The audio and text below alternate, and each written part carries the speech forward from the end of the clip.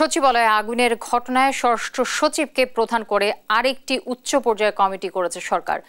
কমিটিতে ৩ দিনের মধ্যে প্রাথমিক প্রতিবেদন দিতে নির্দেশ দিয়েছে উপদেষ্টা পরিষদ।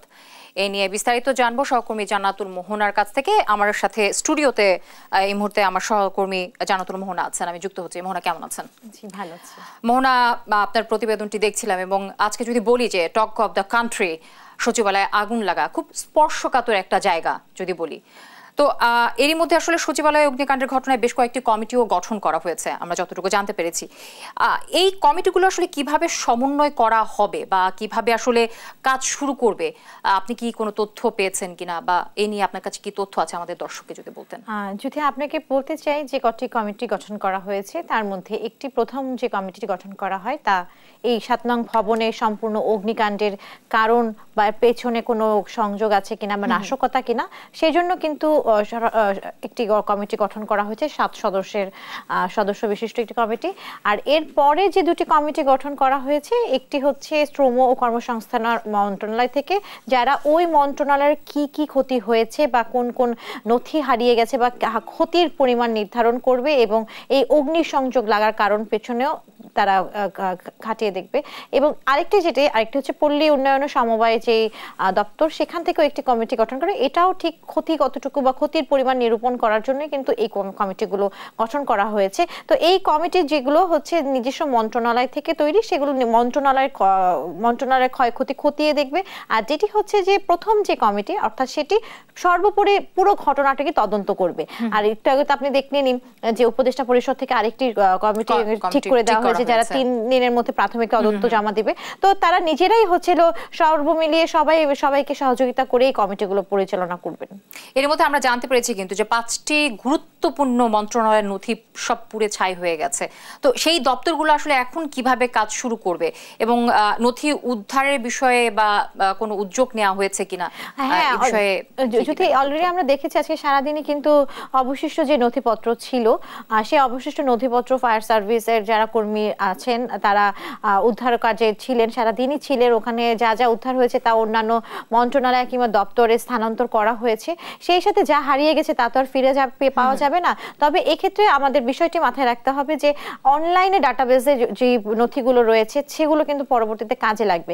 এই বিষয়টা কিন্তু হচ্ছে অন্যান্য যারা রাজনৈতিক দলের নেতা কিংবা সাধারণ মানুষ সকলেই বলেছে যে আমাদের দেশটাকে সারাক্ষণ আমরা ডিজিটাল বাংলাদেশের যে বুলি আমরা কপচিয়ে আসছিলাম। তো আজকে কিন্তু একটা আমাদের সেইটার ধাক্কা যে আসলে আমরা কতটা ডিজিটাল হতে পেরেছি।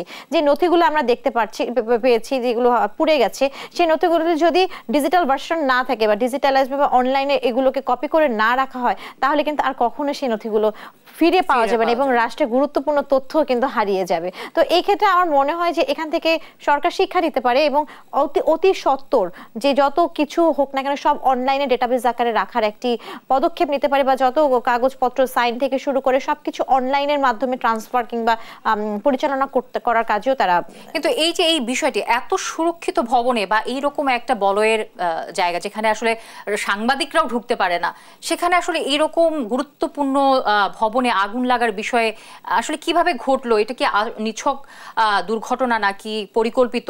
এটা কিন্তু জনমনেও একটা প্রশ্ন উঠে এসেছে। আশ্চর্যের বিষয় কি, মানে সাধারণ মানুষের সাথে কথা হয়েছে কিনা? আশ্চর্যের বিষয় কি, এই বৈষম্যবিরোধী ছাত্র আন্দোলন থেকে আমরা যারা দেখেছি বা এই যে গণ অভ্যুত্থান, এখানে সবচেয়ে ভাইটাল রোল প্লে করা যারা একদম ফ্রন্ট লাইনার ছিলেন, আসিফ মাহমুদ সজীব ভুঁইয়া এবং নাহিদ ইসলাম, তাদের যে মন্ত্রণালয় সেটা কিন্তু 7 নম্বর ভবনেই ছিল।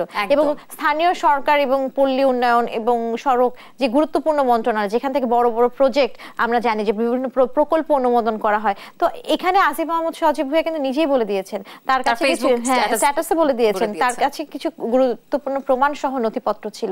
তো সেই প্রমাণ মেটাতেই কেউ ষড়যন্ত্র করছে কিনা বা করেছে কিনা তা তো আমরা বলতে পারি না, তা তদন্তের পরে আর কি হয়তো জানা যাবে। তবে এটা খুবই বলা যায় যে এরকম ঘটনা সচিবালয়ে কেউ আগে কখনো দেখেনি, বলা যায় অলৌকিক ঘটনার মতো যে কিভাবে আগুন লাগবে, যেখানে এত নিরাপত্তা বেষ্টনী এত কিছু, তারপরেও কেন আগুন লাগলো সবারই প্রশ্ন। এবং আগুন লাগার পরে 6 ঘন্টায়ও কিন্তু আগুন নেভানো সম্ভব হয়নি।